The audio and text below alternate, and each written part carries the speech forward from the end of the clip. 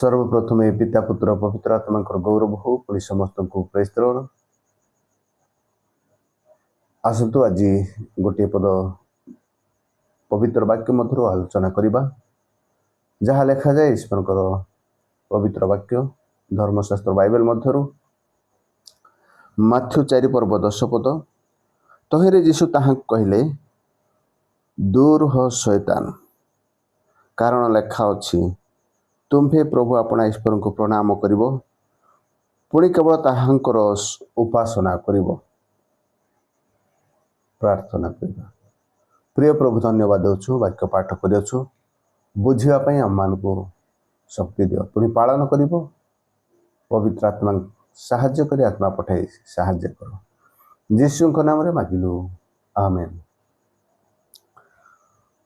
प्रिय प्रभु लोक मैंने ये देखु जे शैतान यीशु को परीक्षा करने नौछि से शैतान को लेखा जाए परीक्षक अर्थात परीक्षा करवा व्यक्ति। तेबे यीशु को परीक्षा कला अनेक स्थान को नेला आउ अनेक लालसा प्रलोभन विषय यीशु को देखाऊछि। से जाने से जने प्रभु ईश्वर पुत्र से जानी आउ से परीक्षा करुछि आउ यीशु से समस्त विषय बारण करुछन्ति। यीशु को से परीक्षा कला कारण यीशु ख्रीष्ट 40 दिन उपवास थिले आउ भोकिला थिले। क्षुदारे से रहिले आउ तांको भोक होउथला। से समय से परीक्षा करुछि आउ पत्थर गुड़ाक रोटी करबा निमंती किंतु ईश्वर वाक्य अनुसार आउ यीशु ख्रीष्ट ताहा करि पारिथान्ते ताहांको द्वारा संभव से शैतान जानिछि किंतु शैतान कथा से मानिबे नहीं आउ से कहउछन्ति मनुष्य रोटी द्वारा बंचिब नहीं किंतु ईश्वर मुखर निश्रुत प्रत्येक वाक्य बंचिब। प्रिय प्रभु लोक माने आज जदि आमे बंचिछु तेबे ईश्वर वाक्य अनुसार बंचिबा तांकर मुखर निश्रुत वाक्य बंचिबा। तेणु आमे देखु जे जोहन 14:6 आउ जोहन पुस्तक लिखा जाए 14 तार 6 पदरे मु पथ सत्य जीवन मो दे न गले केही पितांक निकट को जाए नहीं। तेणु ईश्वर वाक्य जहाँकि प्रकृत आहार बा आत्मिक आहार। तेणु एठी शैतान आउ लज्जित होउछि। आमे जानू आमे खाइबा निमंते बंची रहूँ बंचिबा निमंते किछटा खाइबा पड़ुछि। आपण एवं मु आज जदि विश्वास करूछु से गोटे विषय विश्वास करूछु ईश्वर वाक्य अनुसार आंभ मान को आउ रखी अछंती ए जगतर प्रत्येक परीक्षा प्रलोभन जहाँ शिव से रक्षा प्राप्त हो अनंत जीवन पाइबा निमंते। तेणु यीशु आउ सही रोटी बा पत्थर गुड़ा को रोटी करबा पई आउ पारि थांते किंतु कले नहीं एथि से शैतान कथा मानिबे नहीं। तापर देखुछु आमे जे से गोटे पुण्य नगरी आमे देखो बाइबल रे आउ लेखा जाए पुण्य नगरी जहाँ कि जेरूशलेम को कहा जाए आउ से वाक्य अनुसार पुण्य नगरी पवित्र नगरी से स्थान को नेला आउ से ताहा को कहूछि तुम्हें जदि ईश्वर पुत्र आउ एट मंदिर बा गोटे छात उपरे नहीं से कहूछि ए छात उपर डेई पड़े आउ तुमर दूत माने तुमर पाद को तली धरिबे तुमको बहिबे तुमर पादर कौन से क्षति हम नहीं। ଯୀଶୁ ତାହା ମଧ୍ୟ କରୁନାହାନ୍ତି। ସେ କହୁଛନ୍ତି ତୁମ୍ଭେ ଆପଣା ଈଶ୍ୱରଙ୍କୁ ପରୀକ୍ଷା କରିବ ନାହିଁ। ତେଣୁ ଆମେ କେବେ ମଧ୍ୟ ଈଶ୍ୱରଙ୍କୁ ପରୀକ୍ଷା କରିବା ନାହିଁ। ଶୈତାନ ପରୀକ୍ଷା କରେ।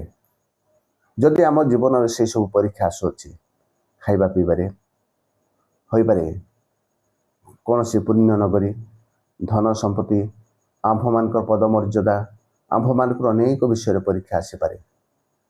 ପ୍ରିୟ ପ୍ରଭୁଙ୍କର ଲୋକମାନେ, ଆଉ ଯୀଶୁ ଖ୍ରୀଷ୍ଟ ଶୈତାନର କଥା ମାନିଲେ ନାହିଁ, ତାହା ବି କରିପାରିଥାନ୍ତେ।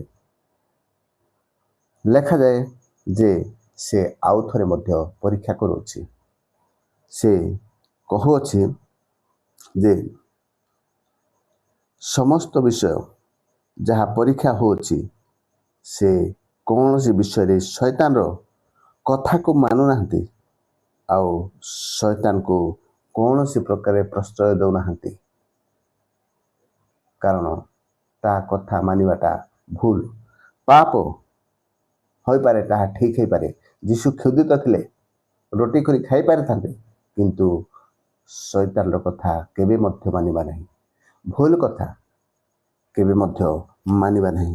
ତାପରେ ଗୋଟିଏ ପର୍ବତକୁ ନେଉଛନ୍ତି, ଆଉ ଶୈତାନ ନେଉଅଛି, ଆଉ ସମସ୍ତ ଆଶ୍ଚର୍ଯ୍ୟ ଦେଖାଉଛି, ଆଉ ସମସ୍ତ ରାଜ୍ୟ ମଧ୍ୟ ଦେଖାଉଛି, ଆଉ ସେ କହୁଅଛି ମୋତେ ପ୍ରଣାମ କଲେ,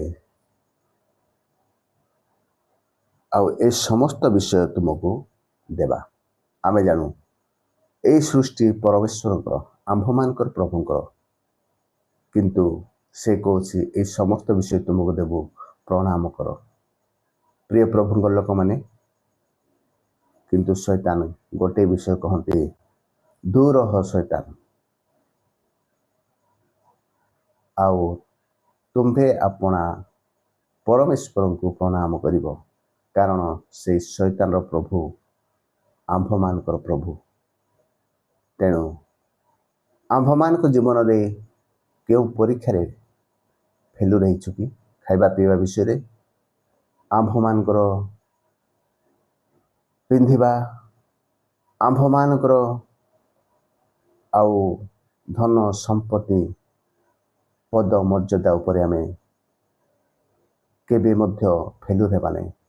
ଯଦି ପରୀକ୍ଷା କରୁଛି, ତୋର ବହୁତ ସମ୍ପତ୍ତି ଅଛି, ତୁ ବହୁତ ସୁନ୍ଦର ଅଛୁ, ଆଉ ତୋର ଯଥେଷ୍ଟ ଅଛି, ଏହି ସମସ୍ତ ବିଷୟ ନେଇ କେବେ ଗର୍ବ କରିବା ନାହିଁ। ପୁଣି ପୁଣ୍ୟ ନଗରୀକୁ ମଧ୍ୟ ଦେଖାଇ କହୁଛି, ଆଉ ଆମେ ମଧ୍ୟ ସେଇ ପ୍ରକାରେ କୌଣସି ବିଷୟକୁ ଲୋଭ କରିବା ନାହିଁ, କୌଣସି ବିଷୟକୁ ସ୍ୱାର୍ଥ ଚେଷ୍ଟା କରି ଲୋଭ କରିବା ନାହିଁ। ତାପରେ କହୁଛି ପ୍ରଣାମ କରିବା ନିମନ୍ତେ। ଆମେ କେବେ ମଧ୍ୟ ଶୈତାନକୁ ପ୍ରଣାମ କରିବା ନାହିଁ। ବାକ୍ୟ ଅନୁସାରେ ଆମେ ସବୁ ସମୟରେ, ପରୀକ୍ଷା ସମୟରେ ଆମେ କହିବା ଦୂର ହ ଶୈତାନ, ଆମ୍ଭମାନଙ୍କ ପାଖରୁ ଶୈତାନ ଦୂର ହୁଏ। ଆମେ ଅନେକ ସମୟରେ ଅନେକ ଲୋକଙ୍କ ନିମନ୍ତେ ନିଜ ପାଇଁ ମଧ୍ୟ ପ୍ରାର୍ଥନା କରିଥାଉ। ପ୍ରାର୍ଥନା କରିବା ସମୟରେ ଦୂର ହୋଇଯାଏ ଶୈତାନ, କିନ୍ତୁ ତାହା କରିବା ଠିକ୍ ଅଛି। ପ୍ରାର୍ଥନା କରିବା ସମୟରେ ଅନ୍ୟ ଲୋକ ନିକଟରେ, ଅନ୍ୟ ଲୋକ ଭୁଲ କରିବା ସମୟରେ, ଅନ୍ୟ ଲୋକ ପାପ କ୍ଷମା ପାଇବା ସମୟରେ ଦୂର ହ ଶୈତାନ କହିଥାଉ, କିନ୍ତୁ ସେହି ସମୟରେ କହିବା ଯେଉଁ ସମୟରେ ଆମ୍ଭେମାନେ ପରୀକ୍ଷିତ ହେଉଛୁ, କୌଣସି ଖାଦ୍ୟ, ବସ୍ତ୍ର, ଆମ୍ଭମାନଙ୍କର ପଦ ମର୍ଯ୍ୟାଦା, ଆମ୍ଭମାନଙ୍କର କୌଣସି ବିଷୟ ନେଇ ଆମେ ଶୈତାନ ଦ୍ୱାରା ପରୀକ୍ଷିତ ହେଉଛୁ, ବା ଶୈତାନ ଲାଳସା ଦେଖାଉଛି, ଅନ୍ୟ କୌଣସି ଭୁଲ ଉପାୟରେ ଉପାର୍ଜନ କରୁଛୁ, ଅନ୍ୟ କୌଣସି ଆଉ ଶୈତାନର କାର୍ଯ୍ୟ ସେଇଠାରେ ଅଛି, ସେହି ସମୟରେ କହିବା ଦୂର ହ ଶୈତାନ, ଆଉ ନିଶ୍ଚିତ ଭାବରେ ଶୈତାନ ଲଜ୍ଜିତ ହେବ। ଏଇଠାରେ ଯୀଶୁ ଶୈତାନକୁ କହିଲେ ଦୂର ହ ଶୈତାନ, ଆଉ ସେ ତାହାଙ୍କୁ ଛାଡ଼ି ଚାଲି ଯାଇଥିଲା। ପ୍ରିୟ ପ୍ରଭୁଙ୍କର ଲୋକମାନେ, ଆପଣ ପ୍ରାର୍ଥନା କରିଦେଲା ବେଳେ ଅନ୍ୟମାନଙ୍କ ନିମନ୍ତେ କିମ୍ବା ନିଜ ନିମନ୍ତେ ଦୂର ହ ଶୈତାନ କହୁଛନ୍ତି, ଠିକ୍ ଅଛି, କିନ୍ତୁ ଆପଣ ସେହି ସମୟରେ କହନ୍ତୁ ଯେଉଁ ସମୟରେ କି ଆପଣ ପରୀକ୍ଷିତ ହେଉଛନ୍ତି, ବା କୌଣସି ଖାଦ୍ୟ, ବସ୍ତ୍ର, ବାସଗୃହ, ଧନ ସମ୍ପତ୍ତି ଇତ୍ୟାଦି କୌଣସି ମନ୍ଦ ଉପାୟରେ ଭୁଲ ଉପାୟରେ ଆଉ କୌଣସି ପ୍ରକାରେ ଯାହାକି ଈଶ୍ୱରଙ୍କ ଇଚ୍ଛା ନୁହେଁ ସନ୍ତୁଷ୍ଟ ନୁହନ୍ତି ସେହି ପ୍ରକାର ଭାବରେ ପାଉଅଛନ୍ତି। କାହା ପାଖରୁ ଜବରଦସ୍ତ ଅନେକ ଉପାୟ ଅବଲମ୍ବନ କରି ଜ୍ଞାନ ବୁଦ୍ଧି ଖଟାଇ ଭୁଲ ଉପାୟରେ ଉପାର୍ଜନ କରୁଛନ୍ତି। ସେହି ସମୟରେ କୁହନ୍ତୁ ଦୂର ହୋ ଶୈତାନ, ସେହି ସମୟରେ ଲଜ୍ଜିତ ହେବ ଆଉ ଆପଣଙ୍କ ଠାରୁ ଛାଡ଼ି ଚାଲିଯିବ। ତେବେ ଆମେ এই ବାକ୍ୟ ଅନୁସାରେ ଶୈତାନକୁ ଦୂର ହୋ ଶୈତାନ କହିବା।